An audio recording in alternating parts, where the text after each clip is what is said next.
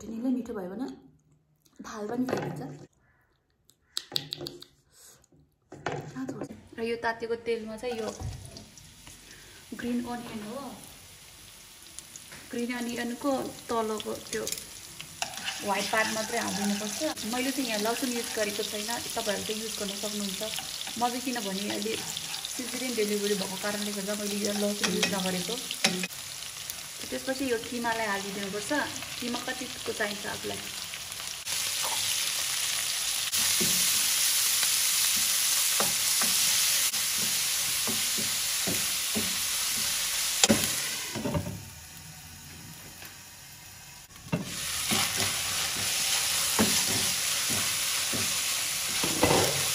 अब चाहिँ म यहाँ हाल्दैछु अजिनामोटो थोरै है, धेरै होइन। अनि यहाँ रहेको छ नुन पनि थोरै हाल्नुपर्छ, धेरै हाल्नु हुँदैन।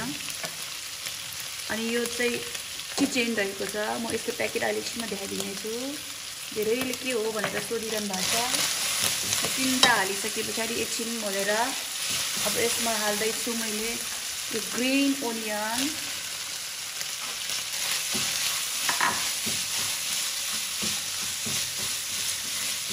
यति हालेर एकछिन फ्राई गरेपछि मैले हाल्दैछु यहाँ।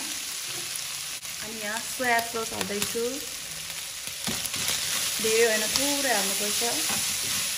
यति हालेपछि एकछिन फ्राई गरेर भुट्नुपर्छ। अनि पाकिसक्यो। अब यो रेडी भइसक्यो।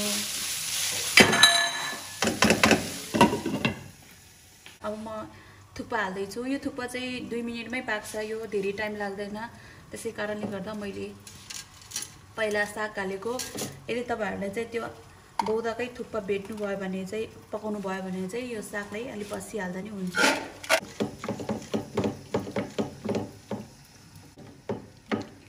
सो अब यो चाहिँ 2 मिनेटमै पाक्छ, यो धेरै टाइम लाग्दैन।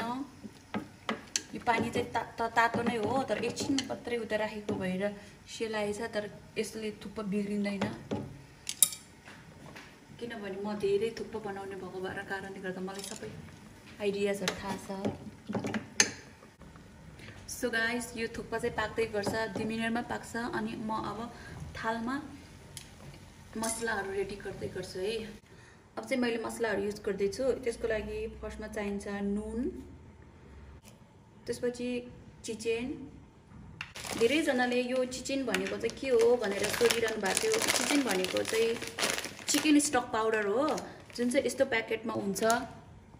अनि यो चाहिँ बौद्धमा पनि पाउँछ, स्वयम्भूमा पनि पाउँछ।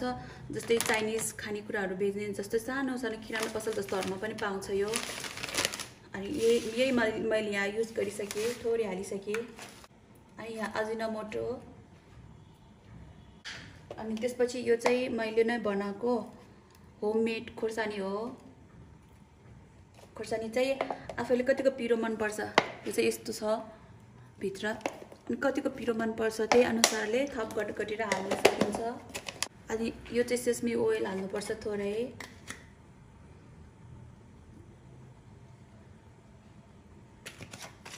अनि यहाँ छ यो चाहिँ भेनिगर हो, चाइनिज भेनिगर। अनि यो चाहिँ चाइनिजको टिमुरको तेल हो, अथवा टिमुर भयो भने पनि हुन्छ। अनि त्यसपछि हामीलाई सोया सस चाहिन्छ। अनि त्यसपछि सेसमी सीड।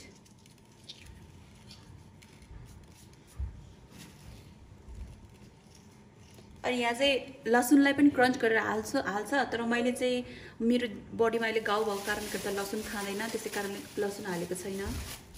सो यो सबै सामग्रीहरूलाई चाहिँ एकचोटि यसरी ब्लेन्ड गरिदिउँ।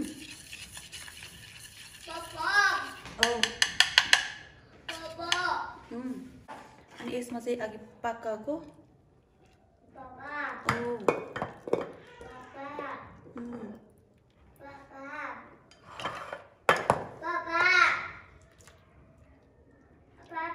यो चाउमिनलाई राखिदिनुपर्छ।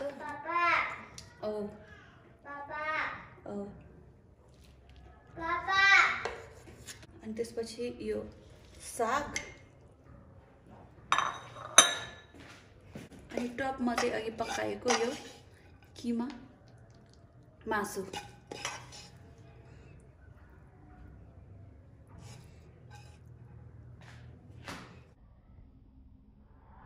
सो यसलाई चाहिँ मोल्नु पर्ने मैले मोलिसकेँ हो अनि एकदम धेरै मिठो भएछ तर मैले चाहिँ भिडियो खिच्न चाहिँ बिर्सेछ मैले खाएर नि हेरेको ओ माय गॉश यति मिठो यति पिरो चाहिँ यति होला सोचेको थिएन पिरो भएछ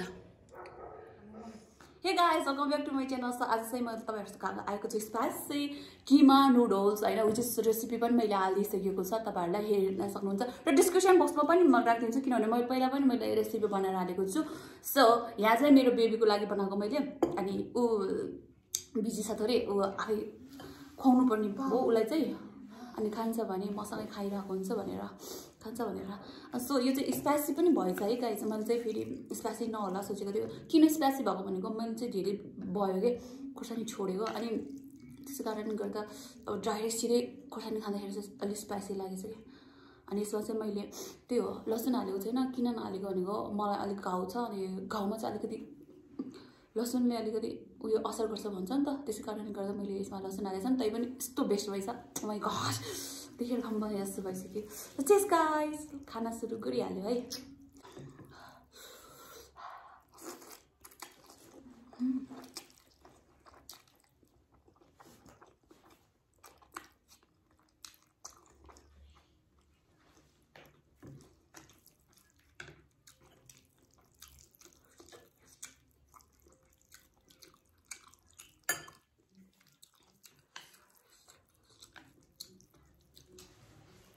Baby, come on.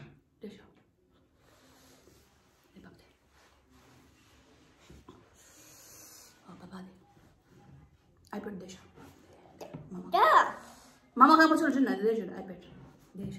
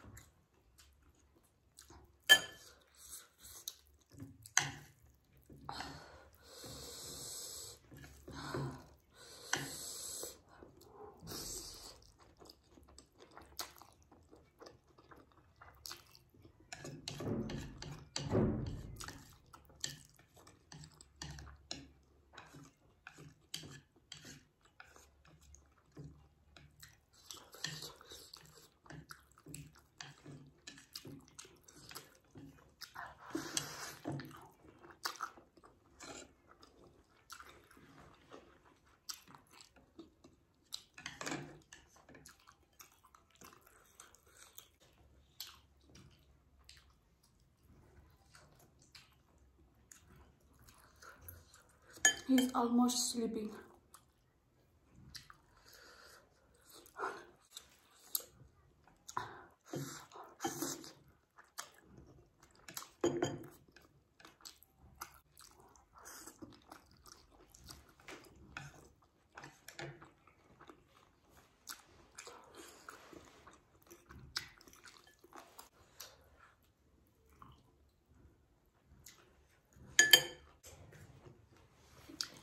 No, bebé, son. Ay, verde, papá, son de.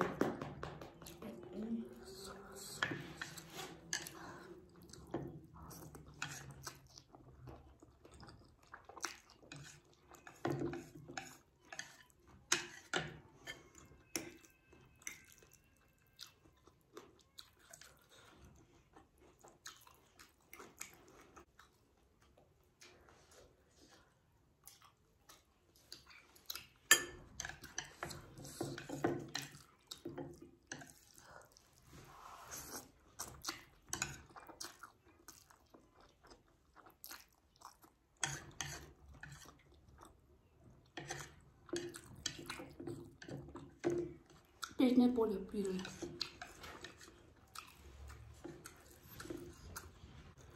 निन्द्रा लागिरहेको छ होइन आँखा पिकअपू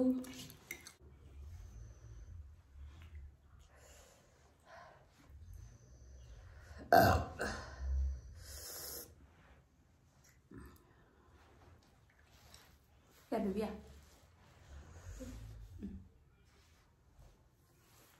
속는 놈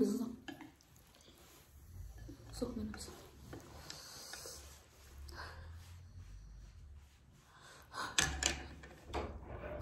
बच्चा निद्रा मातिसक्यो निद्रा खाना खाइरहेको छ त्यसले बिचरा